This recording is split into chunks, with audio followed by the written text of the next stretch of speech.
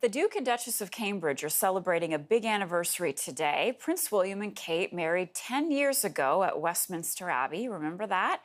Kensington Palace released two new photos of the royal couple ahead of their anniversary. The 1,900 guest nuptials were watched by millions around the world. Kate wore a satin gown by British designer Sarah Burton, and William wore his uniform of a colonel of the Irish Guards. The two met at the University of St. Andrews and started dating in 2004. With more, I want to bring in CTV's royal commentator, Richard Berthelsen. So nice to talk about a pleasant story, a happy story. In the past 10 years since Will and Kate have been married, what do you make of how they have evolved? They've really kind of eased, it seemed, into their royal roles right now and feel and seem quite comfortable. Well, that's right. And of course, this is 10 years of the Duchess of Cambridge being part of the royal family, because that really marked the official start of her time. And it really has been an evolution. These two are extremely cautious. They're very careful. They put family and their own family and their relationships with her family ahead of most everything, and particularly ahead of their royal duty.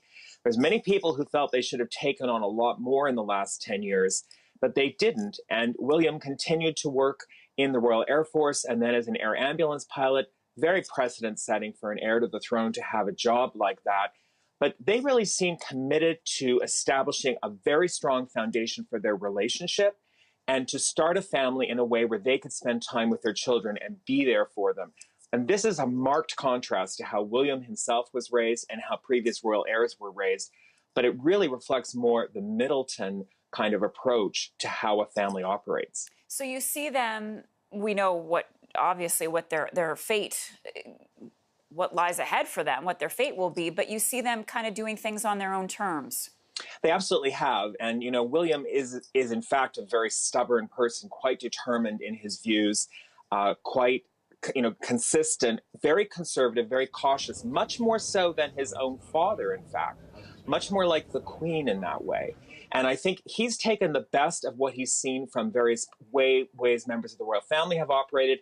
And I think he's been very influenced by the Duchess and her family. And I think he wants to replicate that warm family atmosphere, because you have to admit the Middleton family seems extremely close. The three children exactly like William and Kate have had in terms of number, have that very, very, very, very close relationship. And I think that's what he wants. And a lot of it, I think, is to replace what he maybe didn't have, having lost his own mother so early. And of course, the marriage breakdown that his parents experienced. While you were talking, we were rolling some new video that has just come out. They released it of their family. It's just beautiful. What do you think the next 10 years look like now that Prince Philip is gone? Will we see more of this royal couple?